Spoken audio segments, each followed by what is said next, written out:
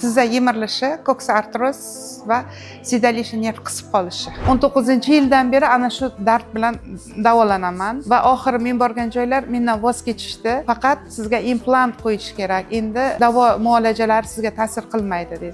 Ozarbayjonga bordim, boshqa davlatlarga bordim, lekin bilmabmanki shu yerda shunaqa ajoyib joy borligini. Va tavakkal bu yerga keldim. Eng so'nggi avloddagi eng so'nggi fiziolecheniyalar. Birinchi kun natija sezildi. Men 6:20 da keldim bu yerga poyezddan tushib va mana bu yerda kutib o'tirganimda hamshira qiz kelib, siz statsionar yotgani keldingizmi? Keling, bu yerda charchab qolasiz deb meni palataga yotqizib, qon tahlillerimni soat 8 gacha taxlab qo'ydi. Vrach kelguncha. Va aytdimki, mana birinchi qadam. Demak, bemalol bularga ishonib topshirsam bo'ladi o'zimni sog'lig'imni. Hozir juda yaxshi. Allohga ming qadla shukr. Men juda ham minnatdorman hamma qizlarimizdan bu yerda xizmat qilayotgan. Avvalo Allohim bularga kuch-quvvat bersin, ajr savoblarni bersin. Oilalarni baxtiga sog' bo'lsin. Bu yoqqa yana kelib, albatta operatsiyasiz davolanishni ma'qul ko'ryapman.